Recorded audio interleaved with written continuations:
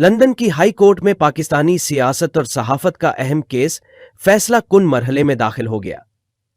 Peoples party आजाद कश्मीर के सदर साबिक सीनियर वजीर चौधरी मोहम्मद यासीन का लंदन के सीनियर सहाफ़ी और प्रोग्राम गोरख धंधा के एंकर पर्सन अबरार कुरैशी के खिलाफ इज्जत हद के दावे का ट्रायल शुरू हो गया।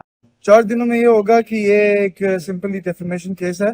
दोनों पार्टीज अपने अपने एविडेंसेस अपने अपने दिन में रखती हैं, क्रॉस एग्जामिनेशन होती है और उसके बाद एक क्लोजिंग स्पीच पे दोनों बैरिस्टर्स जो हैं दोनों तरफा वो एक स्टेटमेंट देते हैं कि ये हमारा पॉइंट है और उस पर कोर्ट डिसाइड करता है कि इसका रिजल्ट क्या निकलेगा। आप डिफेंस में हैं तो लाजमी बात है आपने जो इल्जामात हैं आपके क्लाइंट पर उसके डिफेंस में आपने कोई डॉक्यूमेंटेशन तो दिए होंगे। ऑफ कोर्स हमने जो रिस्पेक्टेड एविडेंस थे वो अटैच किए। अच्छा, इसके अलावा आपने क्या प्रोड्यूस किया आपको?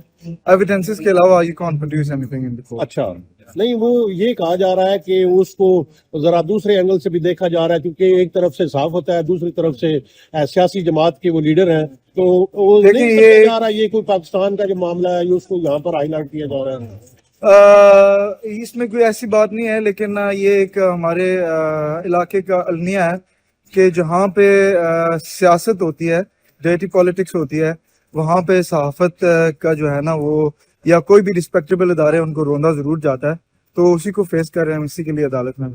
अच्छा, ये बता दीजिएगा कि कल पहला दिन था हेयरिंग का, आज दूसरा है, आगे कितने दिन मजीद चलेंगे?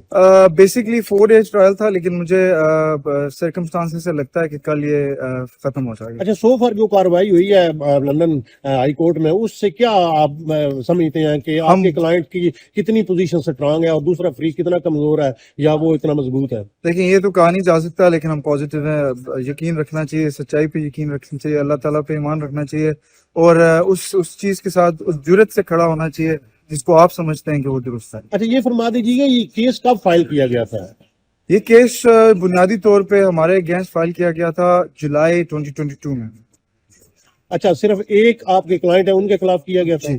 जिनका इन्होंने इंटरव्यू किया था क्या उनको भी इन्होंने फ्रीक बनाया या नहीं किया? जी नहीं।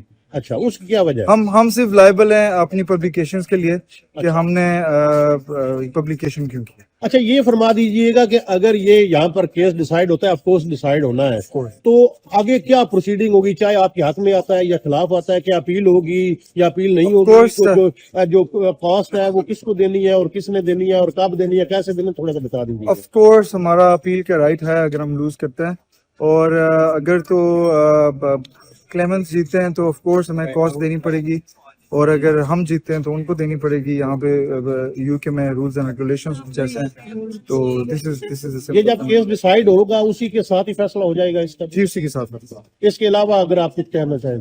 मैं कुछ नहीं कहना चाहता, मैं सिर्फ कहता हूँ कि हमें सिर्फ सच्चाई का साथ देना चाहिए और उम्मीद करनी चाहिए कि हमें अल्लाह ताला उस लश्कर में शामिल करे जो सिर्फ इंसाफ के लिए काम करे।